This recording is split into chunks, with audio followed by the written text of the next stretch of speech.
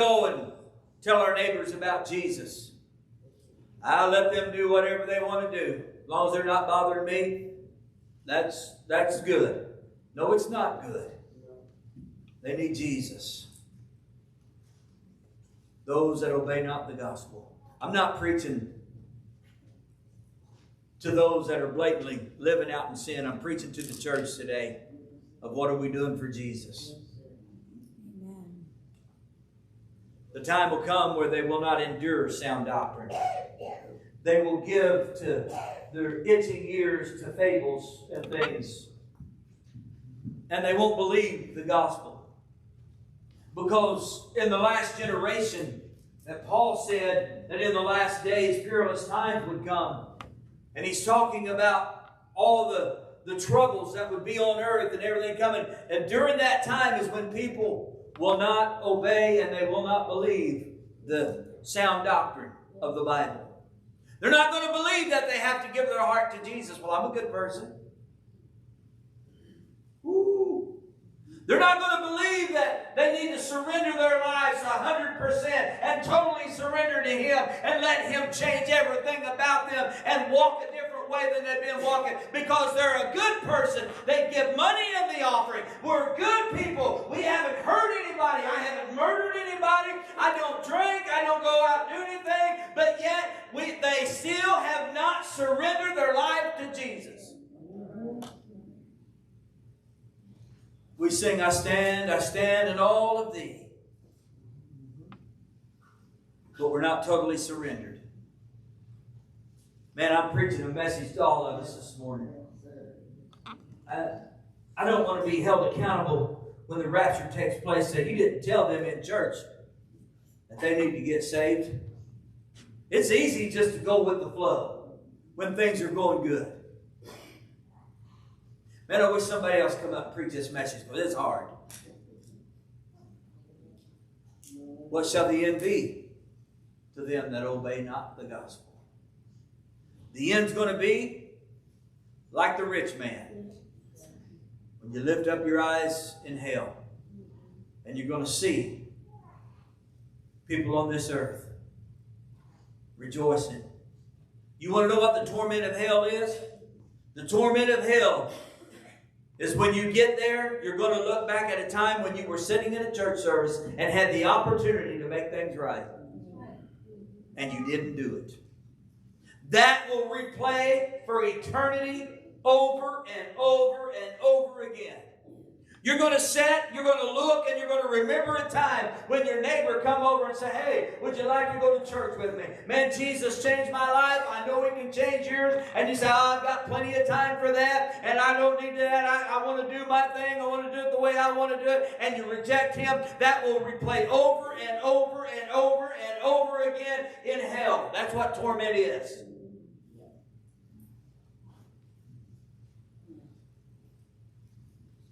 Hell is a real place. Some people want to believe that hell is right here on earth. Well, right now, this doesn't hold a candle. I don't care if it was in a pandemic all the time. It wouldn't come close. To tell someone to go to that place is the most horrible and evil thing anyone can do. When you get mad at someone and you condemn them to that place. Because hell is a real place. It's a place of torment. The book of Revelation says it's a place where the worm dieth not and the fire is not quenched. Well, if it's fire, if we go there, we're just going to burn up and we'll be ashes and we won't know anything about it. It's not the way it works. Hell was created in Matthew chapter 25. You can read about it. Hell was created for the devil and his angels, created for a place. And in the book of Revelation, we find where the enemy is finally going to be cast into the lake of fire, which burns with brimstone forever and ever and ever. And the smoke of his torment is going to ascend up forever and ever and ever. But hell is enlarging itself every day because people will not obey the gospel of Jesus. It was not prepared for you and I. It was prepared for the devil and his angels. But it's enlarging itself because of those that refuse to follow Jesus. and to live for Him. I believe that a lot of the reason why people, and I believe it's a cop-out, I really do. Because the reality is none of us are perfect. We can't be perfect. But we use that excuse that we can't be perfect, that we don't even try. We use that excuse that we've got to sin every day, and that is a lie as well. We use the excuse, well, I can't be perfect, and this kind of message puts too much pressure on me to be a certain way, and I can't be that way. Let me tell you something. We can do all things through Christ who gives us strength. Amen. And why? We overcome because greater is He that is in me than he that's in this world. His name is Jesus. Yes, you can attain a lifestyle on this earth where you become perfect in Jesus, not without fault, but your lifestyle and your actions and everything about you. You are a Christian. We need to act like, we need to talk like, we need to walk like. We are Christians. We love Jesus. Amen. To be Christ-like. Hell is a real place. A place of torment. It's a place where torment will never die. There's no doubt that there's somebody in hell today that I have known personally.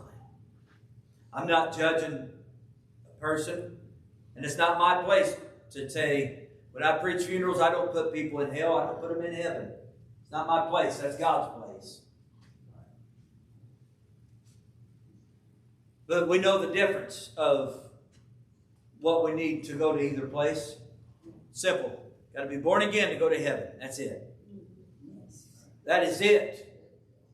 You don't have to be born again and give $100,000 a year and have the best clothes and serve 7,000 years or 7,000 hours a month through the church. Those are not the only condition. You must be born again. Amen. All those other things come with being born again, because you don't. When you get born again, you no longer want to drink. You no longer want to party. You no longer want to waste your money on other things. You want to come to church. You want to serve. I'm telling you, God wants His people to be servants. That's what Jesus was. He was a servant. And when God's people come to Jesus, we become servants. I'm telling you, the word servant is a bad word in church. People want to just come, sit down, enjoy the service, and not serve.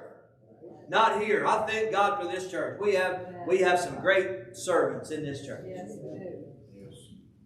And then sometimes we have others that don't want to serve at all. It's just me. Give me. Jesus was a servant. He came to serve. And that's what we're called to do, to be servants. So what shall the end be to those that obey not the gospel? Stand with me if you are dead.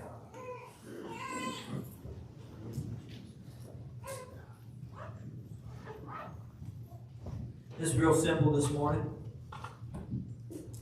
We're going to open these altars. We're going to have a time of prayer.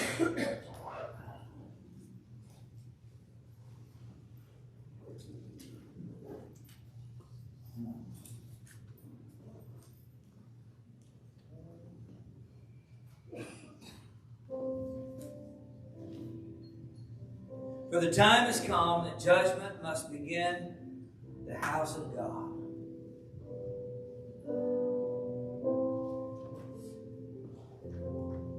And if it begin at us, what shall the end be of them that obey not the gospel of God? And if the righteous scarcely be saved, where shall the ungodly and the sinner appear?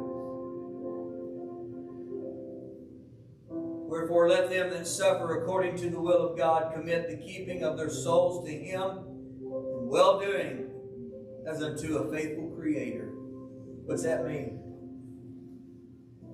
It means we make up our mind that we're going to serve Him the rest of our days.